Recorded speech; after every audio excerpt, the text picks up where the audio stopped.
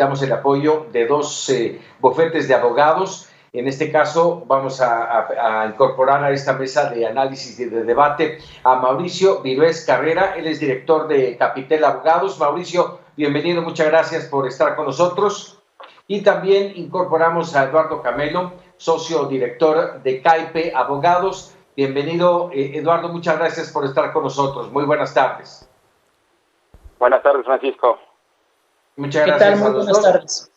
Muchísimas gracias. A ver, la primera pregunta, ya no sé si lo alcanzaron a oír en nuestro reportaje, era este tema de, en medio de esta contingencia, hay muchas personas que se preguntan, a ver, estoy arrendando un local, no lo estoy usando porque se cerró, porque tuvieron que cerrar, porque la autoridad me pidió cerrar, ¿tengo que pagar la mensualidad, sí o no? Empezamos, si te aparece, Mauricio, contigo.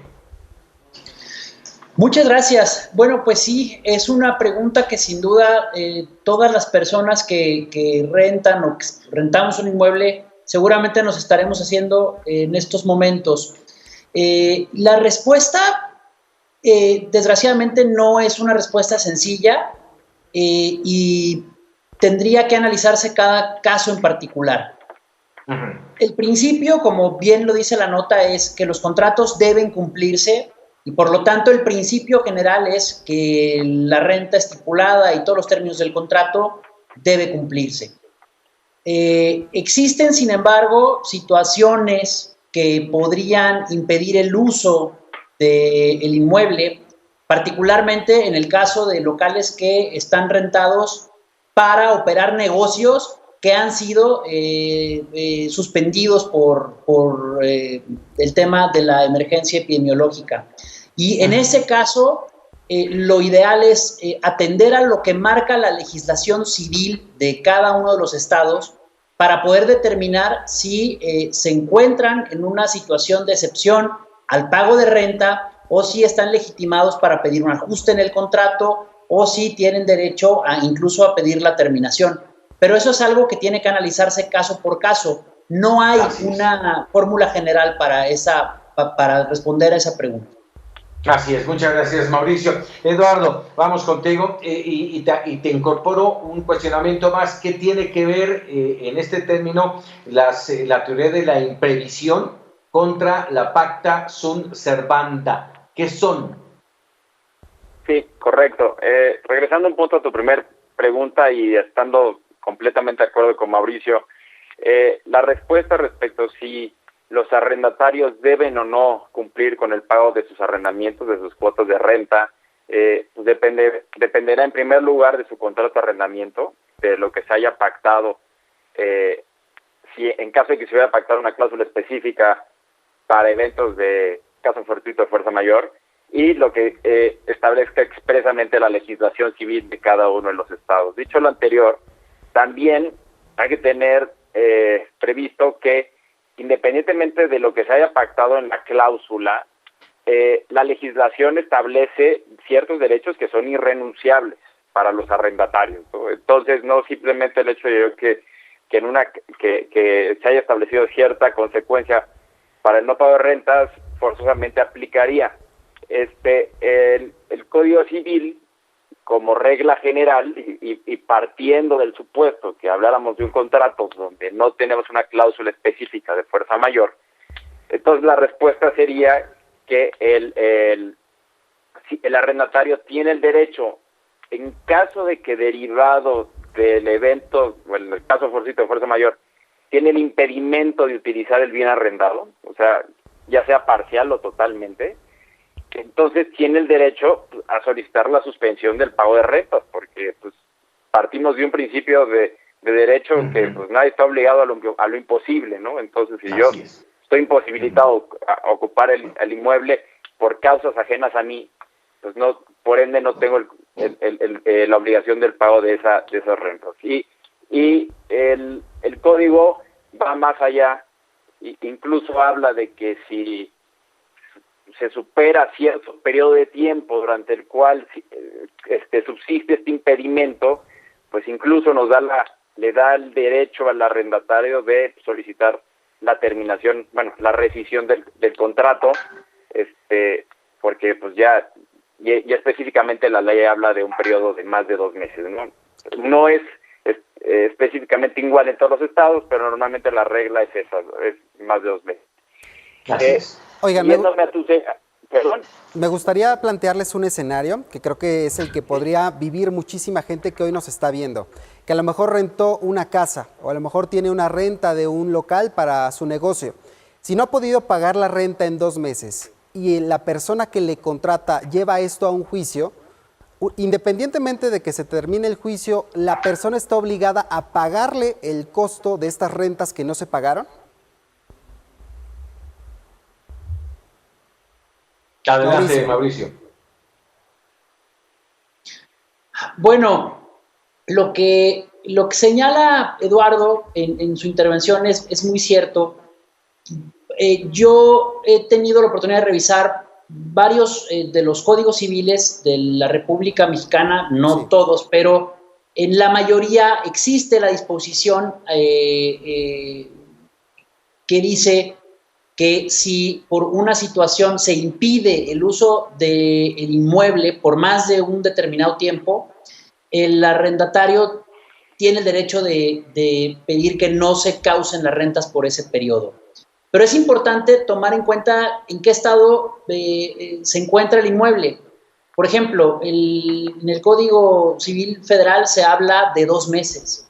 En el Código Civil del Estado de Jalisco se habla de 1 mes. Si esto se tradujera en un juicio, si la parte arrendadora fuera ante un tribunal para exigir el cumplimiento forzoso o la rescisión del contrato de arrendamiento por la falta del pago de rentas, dependiendo de lo que marque la legislación del estado en que se encuentra ese inmueble, podría oponer como excepción un arrendatario el haberse visto privado del uso del inmueble. Pero es también importante tomar en cuenta qué es lo que marca el contrato en cuanto al uso para el cual se concedió el arrendamiento. Por ejemplo, ahora hay muchos arrendamientos para casa-habitación y ninguna casa-habitación está cerrada. De ninguna casa-habitación se impide el uso. Solamente se impediría el uso de locales que hubiesen sido destinados o que hubiesen sido contratados para operar negocios que hoy por hoy están cerrados porque la autoridad no permite su operación.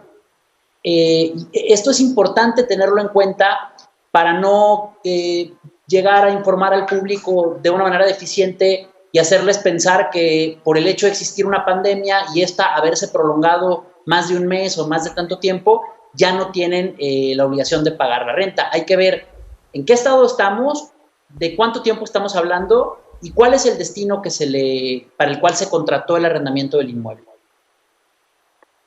Correcto, si me permiten adicionar un poco más a lo que comenta Mauricio, creo que él toca un punto fundamental, ¿no? Que es la naturaleza del uso para el cual fue contratado el inmueble arrendado. En el caso específico de casa-habitación, pues creemos que es muy claro, no hay impedimentos. De hecho, pues estamos todo el día, todos estamos encerrados en nuestras respectivas casas y quienes estén arrendando, pues no tienen ningún impedimento para seguir utilizando su departamento o su casa, ¿no? En el caso de inmuebles comerciales, pues dependerá del uso y si su uso se encuentra dentro de los giros restringidos por el acuerdo tanto federal como los diferentes acuerdos que han emitido los diferentes estados, en respuesta a la pandemia, ¿no? Entonces, si por decir estamos hablando de un supermercado, pues los supermercados no habría ninguna restricción para el uso, pero si estamos hablando de una mueblería, pues la mueblería tiene específicamente prohibido operar, ¿no? Entonces, en el primer caso, pues no habría restricción para continuar pagando la renta, pero en el segundo caso definitivamente aplicaría el supuesto para tener el derecho a suspenderla. A ver, déjenme preguntar, y si es que estoy entendiendo, si tú estás arrendando un departamento y lo estás usando, pues bueno, más allá de a lo mejor tener una condición de despido, de haber perdido el trabajo, de que te recortaron el sueldo, a lo mejor, bueno, a lo mejor tendrías que llegar a un arreglo con el arrendatario, pero en el caso de tener un local que no estás ocupando, que está cerrado, eso te llevaría a esta presunción de una, como mencionaste tú, Eduardo, un tema de fuerza mayor, el tema actual del COVID-19, el confinamiento es causa de fuerza mayor. Le pregunto a los dos. Pero, si me permiten, pues la causa de fuerza mayor, o sea, partamos de que un evento, fuerza mayor o evento fortuito es un evento que se encuentra fuera del control de las partes, ¿no? Es una causa de evento imposible de ser prevista, y es inevitable, ¿no? O sea, y entonces definitivamente estamos ante este supuesto llevado del COVID. Si nos ponemos un poco más técnicos, pues con el antecedente de que sabíamos que la pandemia venía porque venía a México, porque de los antecedentes de los demás países, podríamos poner en cuestionamiento si era imprevisible o no. Sin embargo, quedamos a un lado de ese diálogo y de ese análisis porque estamos ante una disposición administrativa de la autoridad que ordena la suspensión de las actividades y ordena el confinamiento. Entonces partamos de que eso es el acto que está generando la fuerza mayor, es la orden de la autoridad. Y entonces, ¿y qué es el acto? Específicamente es el acuerdo del 30 de marzo, donde se declara la emergencia sanitaria, y el 31 de marzo, donde el acuerdo de la Secretaría de Salud, donde ordena las medidas preventivas y donde ordena la suspensión de actividades. Entonces, esto es lo que hace nacer la fuerza mayor. Derivado de esto, entonces, si yo regresando al ejemplo que ponía, si yo como dueño de una mueblería tengo prohibido abrir la mueblería, entonces estoy en el supuesto de ley, ¿no? Así es. A ver, Mauricio, no sé si concuerdas y yo te pediría de favor, ya que el tiempo se nos viene encima, si es así, ¿qué es lo que tiene que hacer la persona que esté en estas circunstancias? ¿A dónde tiene que acudir? ¿Qué tiene que hacer? Bueno, la opinión que tengo a propósito de los riesgos que puede conllevar la existencia de esta pandemia y sus consecuencias económicas, que sin duda ya están a la vista y se seguirán sintiendo, la ley tiene parámetros y supuestos claros que conocemos los abogados, que conocen los jueces, pero no debemos dejar de lado que esta es una situación extraordinaria que no ha vivido toda una generación. Toda la generación de juristas que hoy están operando el sistema judicial, abogados, litigantes y jueces, no hemos vivido una situación como esta. Entonces, no sabemos hasta dónde pueda extenderse la interpretación, protección de la sociedad que pueda manejarse en el Poder Judicial de la Federación o la Suprema Corte. Ante esto, lo mejor sin duda es privilegiar la negociación y todas las personas que estén preocupadas por no poder cumplir con las obligaciones que han asumido, antes de buscar la posición sobre si los pueden demandar o no, es importante adelantarse a esta situación y buscar un entendimiento entre las partes contratantes para recuperar la relación de negocios, prevenir una posible demanda y desde esa gestión prevenir riesgos. Bien, me gustaría hacerles una última pregunta que nos hacen llegar nuestros televidentes y es en relación a las colegiaturas. ¿Qué pasa con las colegiaturas? Más allá de que los niños puedan dejar de acudir a clases, ¿habría algún tipo de demanda? Eduardo, ¿qué nos puedes comentar? Mira, el tema te soy honesto, no te puedo dar una respuesta específica al tema de colegiaturas. Ha surgido ciertas disposiciones específicas.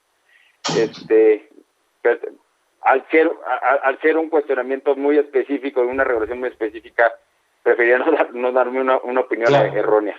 No, Mauricio, no sé si tú tengas una respuesta al respecto. Bueno, tomando en cuenta lo que hemos dicho hasta el momento, es importante considerar que para las escuelas privadas, las escuelas privadas no pueden cumplir con la obligación de impartir las clases de manera presencial porque están impedidas debido a las disposiciones de la autoridad. ¿Cuál es la postura que van a tomar las instituciones educativas? Cada una lo tendrá que ponderar. Por un lado, efectivamente, se afectó el calendario y se afectó el servicio, pero por otro lado, pues para ellos sí fue algo imposible y trataron de mudarse, supongo, a esquemas de educación remota, clases virtuales, etcétera. Yo he visto que la mayoría de las escuelas, es mi percepción, pues han optado por mantener las cuotas originalmente pactadas, pero es también probable y recomendable que en cada caso, cada comunidad educativa de padres de familia o de estudiantes, en el caso de quienes ya están mayores, este tema se platique, se negocie y tratar de prevenir conflictos que se puedan judicializar, porque realmente no sabemos a dónde pueda llegar la interpretación de los tribunales sobre cómo debe de resolverse un incumplimiento contractual en esta situación que para todos es inédita.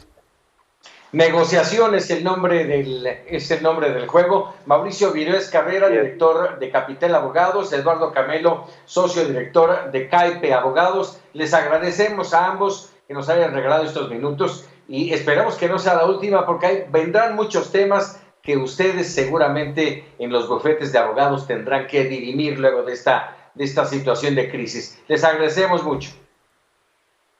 Gracias. Al contrario, muchas gracias por el espacio. Muchísimas gracias. Y bueno, Alejandro, también nosotros ya nos vamos, terminamos este espacio de Mega Noticias TVC, pero hay más información con Yolín Ramírez y Berenice Trujillo. Alejandro, ¿a qué hora contigo? Nos vemos a las 8:28 en reporte de Mega Noticias TVC y